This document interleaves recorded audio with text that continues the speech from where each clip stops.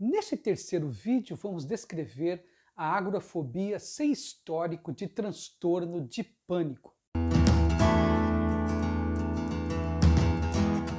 Ela é diferenciada do transtorno de pânico com agorafobia pela ausência de um histórico de ataques de pânico recorrentes e inesperado na vida da pessoa portadora. A esquiva na agorafobia, sem histórico de transtorno de pânico, resulta do medo da incapacitação ou humilhação devido a sintomas de pânico imprevisíveis e súbitos, em vez do medo de um ataque de pânico completo, como no transtorno de pânico com agorafobia. As características essenciais da agorafobia sem histórico de transtorno de pânico são similares à do transtorno de pânico com agorafobia, exceto que o foco do temor está sobre a ocorrência de sintomas tipo pânico incapacitantes ou extremamente embaraçosos ou ataques com sintomas limitados,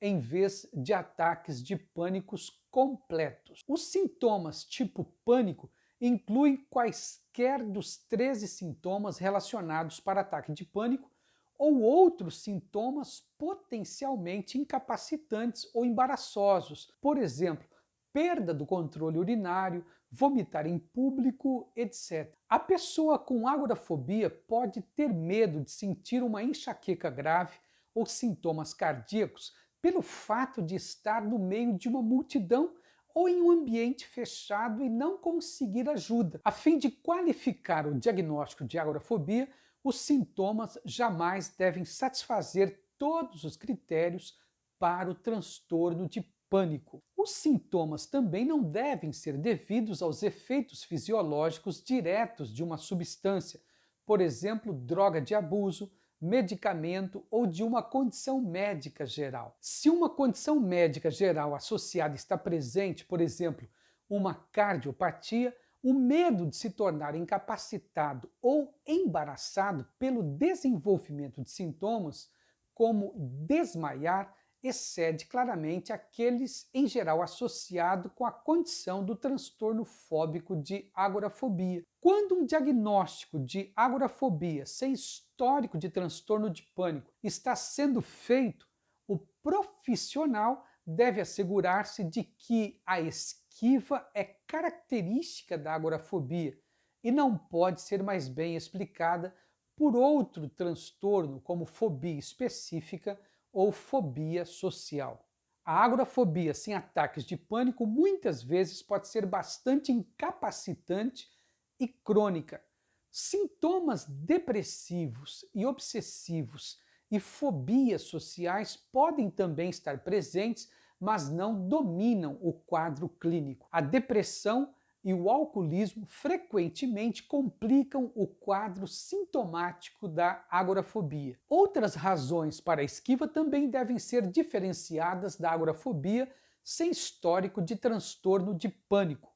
Na fobia social, os indivíduos evitam situações sociais ou de desempenho nas quais temem a possibilidade de agirem de modo humilhante ou embaraçoso. Na fobia específica, o indivíduo evita um objeto ou situação temidos e específicos. No transtorno depressivo maior, o indivíduo pode esquivar-se de sair de casa por apatia, perda de energia e anedonia, ou seja, perda da capacidade de sentir prazer. Temores persecutórios, como no transtorno delirante, e de contaminação, como no transtorno obsessivo-compulsivo, também podem levar à esquiva generalizada. No transtorno de ansiedade de separação, as crianças evitam situações que as afastem de casa ou de entes queridos. Os indivíduos com certas condições médicas gerais podem evitar algumas situações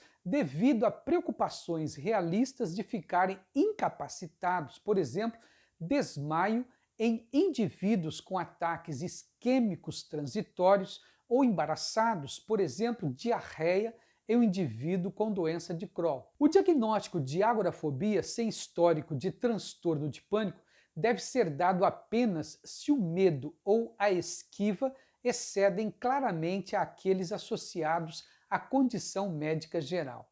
Neste terceiro vídeo sobre a agorafobia sem histórico de transtorno de pânico, você aprendeu que, primeiro, a esquiva na agorafobia resulta do medo da incapacitação ou humilhação devido a sintomas de pânico imprevisíveis e súbitos, em vez de medo de um ataque de pânico completo. Segundo, na agorafobia dissociada do transtorno de pânico, o foco do temor está sobre a ocorrência de sintomas tipo pânico, incapacitantes ou extremamente embaraçosos ou ataques com sintomas limitados em vez de ataques de pânicos completos. Terceiro, os sintomas tipo pânico incluem quaisquer dos 13 sintomas relacionados para ataque de pânico ou outros sintomas potencialmente incapacitantes ou embaraçosos, por exemplo, perda do controle urinário, vomitar em público, etc. Quarto,